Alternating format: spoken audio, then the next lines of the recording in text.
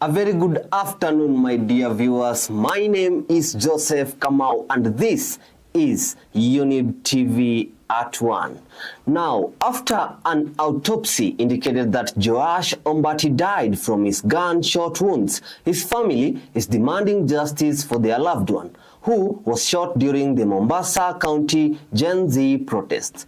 Joash's father, Jason Ombati, claims that his son passed away last Tuesday after being shot in the lower abdomen. Mombasa resident who lives in Mtongwe Likoni is seeking justice for his child and leaves behind 2 children and a wife. Nimekuja leo upasuaji wa mtoto wangu Joasi Ombati, na nimeona nimepata ukweli. Mtoto wangu aliuliwa kwa kupigwa risasi la nyuma na likatembea mpaka kwa mwili mpaka likapatikana karibu na kifua, na kuna bibi na watoto wawili. Sasa bado ni wadogo, kwa hiyo wameniachia sida. Sijui jinsi ya kuwalisha hawa watoto mpaka wakue. Sisi kama mashirika kutetea haki za kibinadamu tunataka tufanye accountability kwa polisi yote anayetumia risasi awe accountable, na kesi hii ama postmortem hii itatusaidia kuweza kuanzisha kesi. Polisi wa Mombasa walizembea na walifanya kusudi. Hii ni kama ambaye kuna revenge kwa tuliambiwa na koti tusitumie matia gesi, tusitumie sima bastola. Sasa watu wakiiba, wacha tuangalie kiwarambe. Polisi sisi kama shirika la Muhuri hususan tunaenda kushtaki polisi for inaction. Ni kazi yao kuangalia usalama wa wananchi, ni kazi yao kuangalia property za watu. The president must provide a 90-day plan with clear timelines for addressing these grievances to prevent further decline in our country.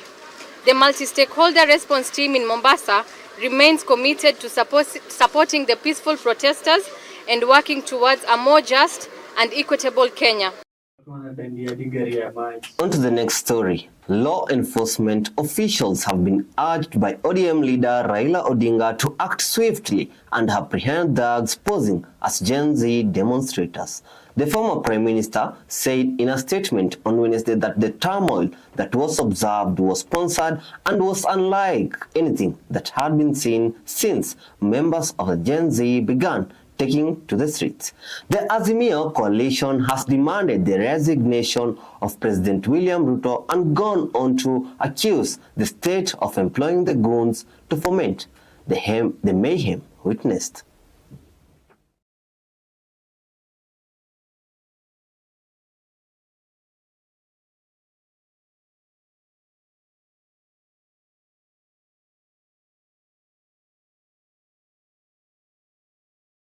We have observed that the intention of yesterday's well-organized, coordinated and state-sponsored chaos was to undermine and denigrate the Gen Z-inspired nationwide non-violent protests. Looting was intentional. The destruction was planned. The torching of public and private property worth billions of shillings was carried out in collaboration with the already corrupted security forces in the full glare of the media, and indeed the international media as well. Many questions that Gen Z, Azimio and the world have, the two most significant of which are: why is Ruto, through his henchmen and thugs, hiring goons to destabilize constitutionally protected protests, causing chaos and mayhem? Is the goal to declare a state of emergency and suspend the constitution?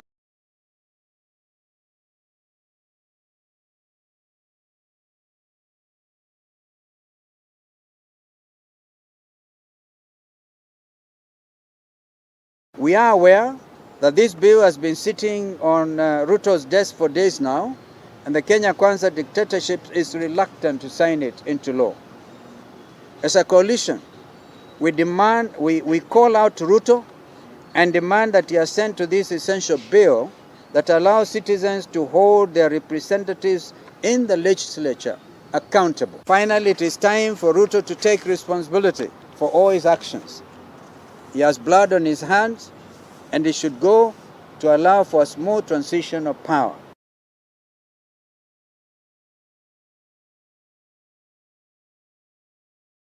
Walai. Now, on to the next story. The Council of Governors. The Council of Governors.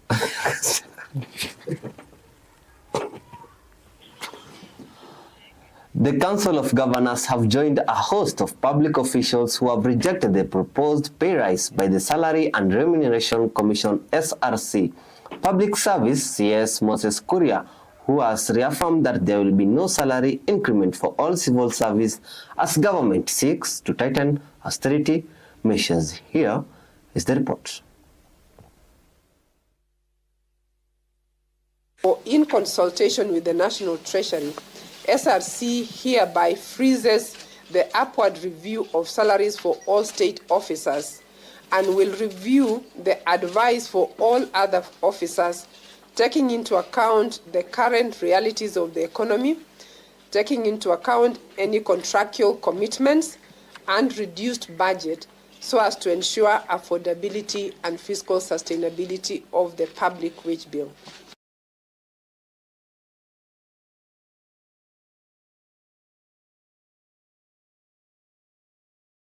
What is frozen is what would have been implemented in this financial year.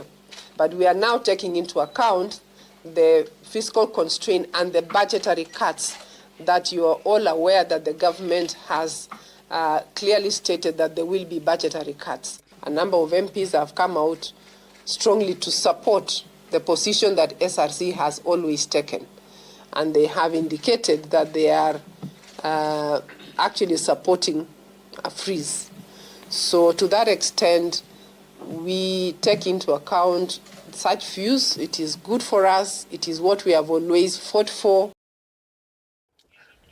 Now, the Kenyan's president, who is the first daughter, Charlene Ruto, urged youth to consider the complexities of governance, saying solutions might seem simple but have consequences they might not see now. She continued to say that she will use her platform to support all the young people, and she urged the youth to engage in constructive discussions. Here is the... Good morning, everyone, and thank you to the young people, the young presidents, for inviting me to be a part of their dialogue. I would like to start my statement by picking up from the second last sentence of my last social media post. It's a statement from our national anthem. May we dwell in unity, peace, and liberty.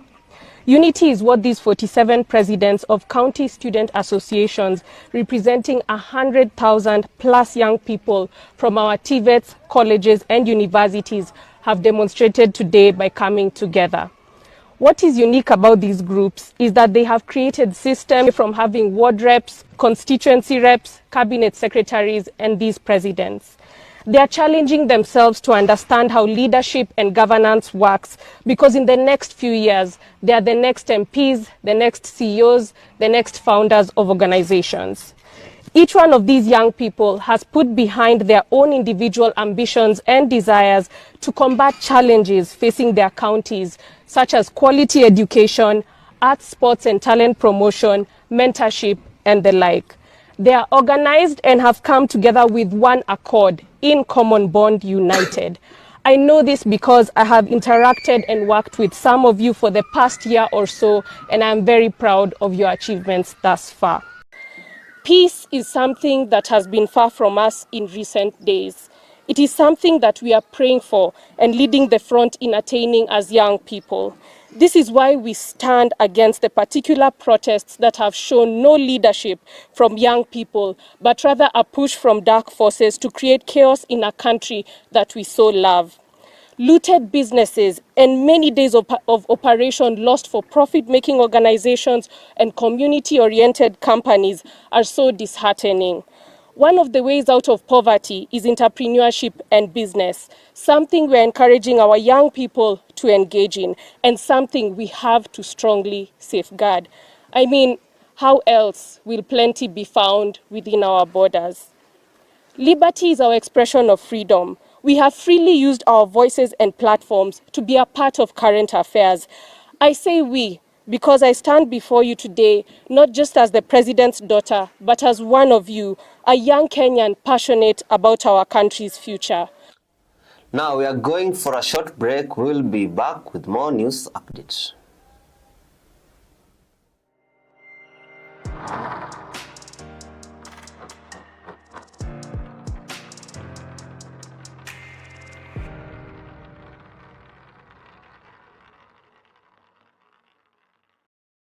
Je, wewe ni mfanyabiashara katika sekta ya elimu, afya bora, usafiri ama unamiliki kampuni yoyote ile?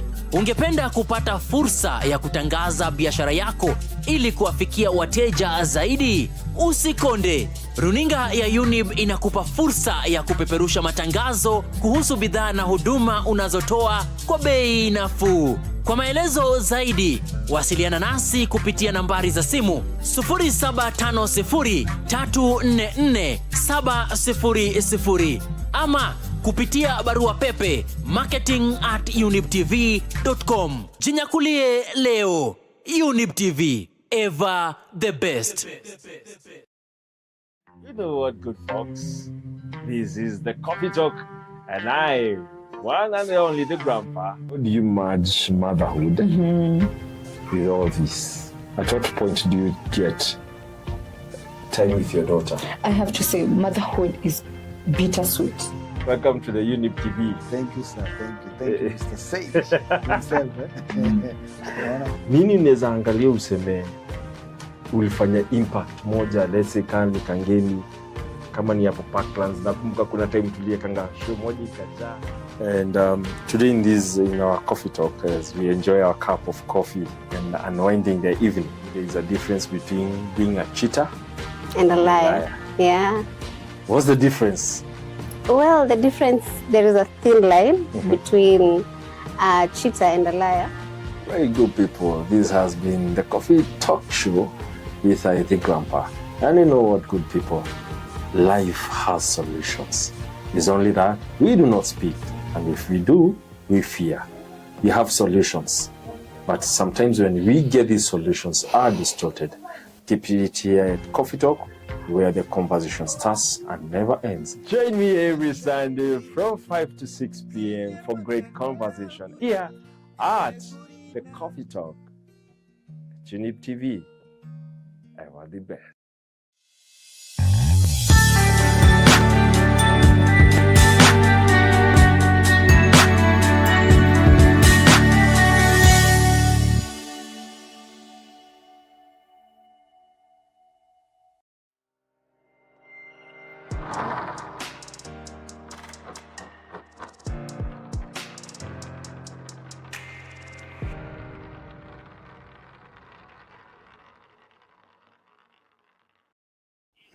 Welcome back to our news bulletin at 1. Now, business owners in Nairobi are estimating billions of shillings in losses following on Tuesday's protest, which saw some protesters vandalize property and loot and burn shops.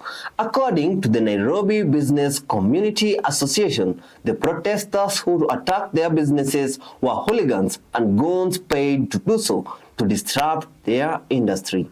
They have also blamed security officials for their negligence and failure to protect their businesses, hinting at plans to protect their businesses whenever the need arises. Here is the report.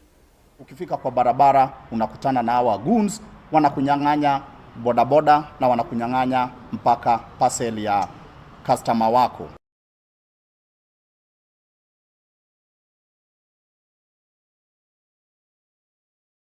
It was a very well orchestrated move. We don't take it lightly. We don't take it kindly. We have now come back to where we were when demonstrations were misused.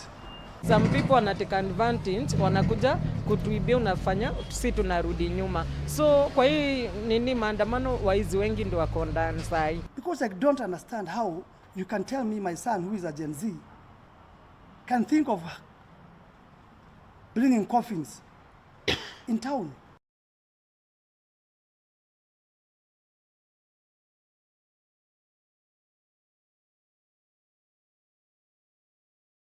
Tumejua ya kwamba kuna mzee mmoja ambaye anakalia kiti hapa Nairobi Na huyu mzee ni kama ako na grudge na watu fulani. Anaenda analipa goons, wamekuja kuingilia mgomo peaceful ya watoto wetu. Akaleta goons wakaanza kuharibu biashara za watu. They did their work, but in a manner that showed they knew there were some people, elements who were not good. Naivas, 3 hours, masaa matatu, imeporwa, kila kitu ikaenda, hakuna polisi alitokea, hakuna polisi alionekana, but walionekana wakipiga risasi.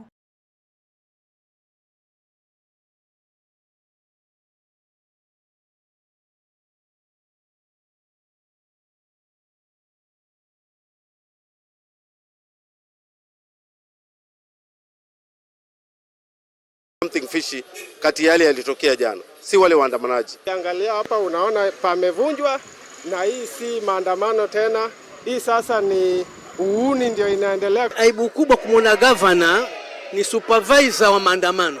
This is shame on him. We are not going to allow people or groups organized to come and joke with our businesses. We are now out again to protect our interest and the interest of our stakeholders. We cannot see young men fighting corruption and then we see some other groups coming to kill our economy. Now, on to Kirinyaga country, the herdsmen are complaining about the theft of their livestock. The theft has been going on for some time, leaving the villagers to ongoing losses due to this. Here is the report.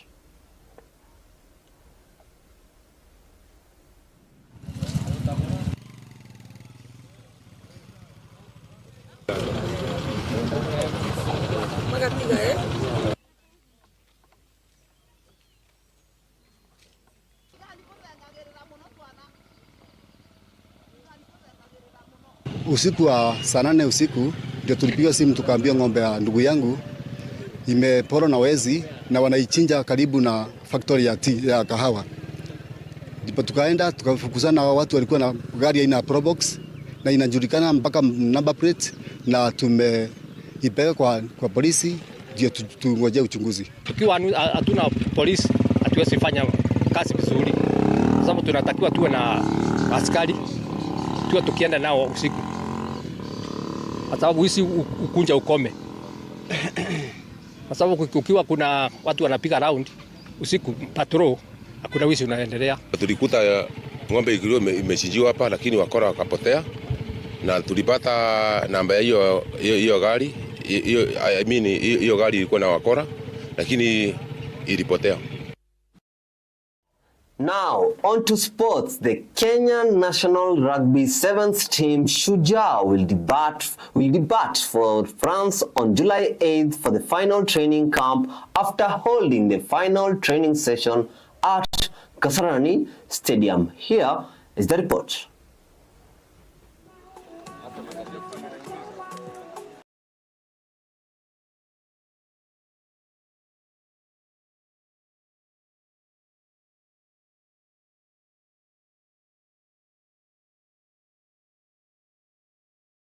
It's been a tough 4 weeks for the boys. This is our 4th week now. We've been really pushing the boys. Because you know where we're going, we can't go half-hearted. So it's been solid 4 weeks of hard work on and off the pitch in terms of the conditioning aspect, in terms of our game understanding, the video sessions, and also just making sure that we are sharp in terms of our skills. So far the progress is good, and the mood in the camp is quite good too. We've been building on the bits and pieces in our defense. I think that's one place where we are slightly porous. Now just seeing how we seal them quickly, and also on attack, just getting those opportunities and capitalizing on them. Purely on merit. Again, it's all about consistency. 3/4. I mean, almost all these boys have been consistent throughout the whole season. So everybody has been given a chance. Everybody in the Shujaa setup, that means the Morans too, everybody in the Kenya 7 setup has been given an opportunity to play at least 1 or 2 tournaments. So For us, we believe that you can't really know the best team until you play all your players. So we've done the bit of exposing these players to competitions, and we just pick the best that we think at the moment are good enough for us to go to the Olympics. Well, it's a tough pool, but there's no easy pool in the Olympics. Yeah? And there's this saying that you're good as your last game. We've seen Argentina being strong, but we've also seen them technically struggling a bit. So we've done our homework on our position, and we know we can, if we put our best foot forward, we can get our win. Now we have come to the end of our bulletin at 1. My name is Joseph Kamau, and remember, they say that money is not the key to happiness. But I always figure out that if you have enough money, then you can have the key. Good afternoon.